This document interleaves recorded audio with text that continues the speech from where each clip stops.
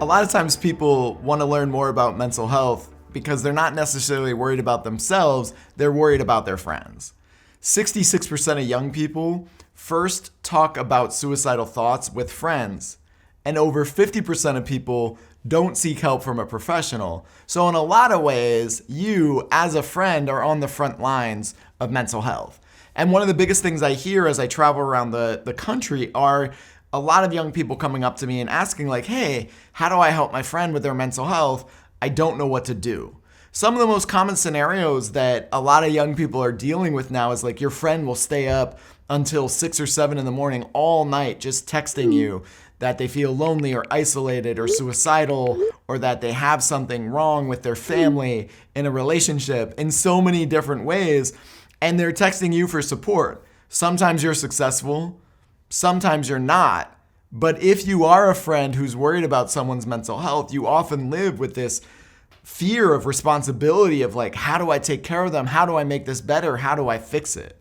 So let's cover a couple of things you can do when you're trying to talk to your friend about their mental health. The first thing you can do, number one, is just try to help someone feel more comfortable. There will never be a day in your life where you approach someone and you say, hey, I think you have a lot of problems. And then they say, you're right. I have so many problems. Can you help me talk about it? Can you help me seek help? That doesn't happen. Typically, when you approach someone to let them know that you're worried about them, they get really defensive. I'm okay. Leave me alone. I'm fine. You don't know what I'm going through. You don't know me. So the first step is, how can you help them feel more comfortable? How can you help lessen that defensiveness? And there are a couple things you can do. You can let them know that you care about them.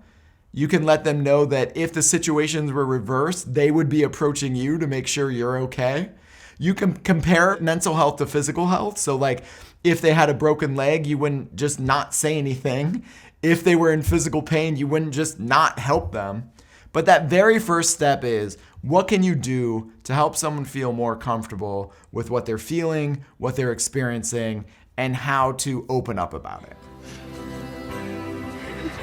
Lizzie. Please just go away. You're not my parent. No, we're not. But you know what we are? We're here. That's right, we're here. The second step is asking open-ended questions.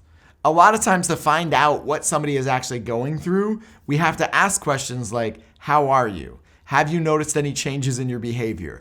You used to come to school or hang out with us or do all these other things, and now you are not.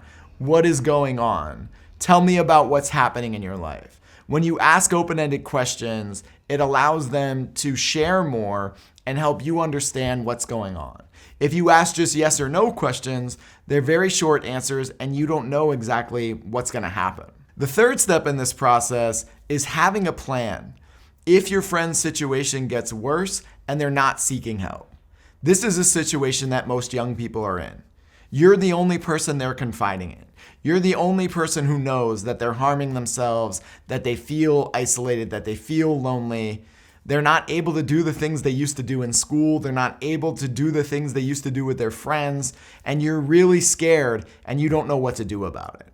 Having a plan in this situation of talking to a school counselor, calling a mental health hotline, talking to their parents, talking to other friends, talking to your parents or an adult that you trust is really important.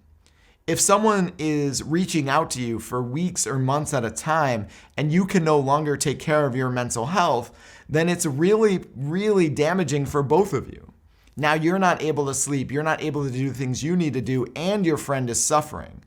So it is important to have a plan to bring other people in and find ways to react or handle this situation.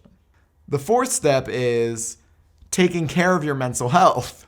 Much like that oxygen mask on a plane that you always hear about, like if an oxygen mask drops, you have to put yours on so that you can breathe in order to help other people breathe. It's the same thing with your friend's mental health. If your mental health isn't 100% or isn't close to it, you're not able to help them. So you need to take time to eat, to sleep, to cope effectively in your own way so that you can be there to help your friend. And then the fifth step is remembering that you're not a therapist. If you were ever walking with your friend and your friend fell and broke their leg, you wouldn't say, stay here and then go to a store and come back with things for a cast and put a cast on their leg. You know that if your friend ever fell and broke their leg, you would call 911 right away and get them to someone who could help that broken leg. But you might be someone who does stay up until 6 or 7 a.m. all night texting your friend and trying to fix their mental health. And you shouldn't be punished for that. That's an admirable thing to do. That's amazing. You care about your friend and you care about them so much that you don't want them to be alone. But sometimes your friend's mental health is like a broken leg. You're not a counselor. You're not a therapist. You're not a psychologist. You can't know everything that you can do to help them.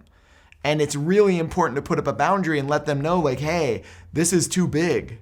I can't handle this anymore. Let's get you to someone who can help you. So these are the 5 tips of what to do when you're trying to help a friend with their mental health. But if your friend is ever suicidal, you need to take all 5 of these tips and throw them out. When your friend is suicidal, you need to involve and get someone help immediately. There is a big difference between someone who thinks about death or suicide and talks about it occasionally versus someone who has a plan to take their own life. If you are ever in a situation where a friend says they want to kill themselves and has a plan to do it, you have to tell an adult, you have to talk to a counselor, you have to call a suicide prevention hotline. Yes, your friend may be angry at you for doing that, but it is so much better to have a friend be angry at you and alive than it is to have a friend who's no longer here and you held on to the secrets of what they were going through.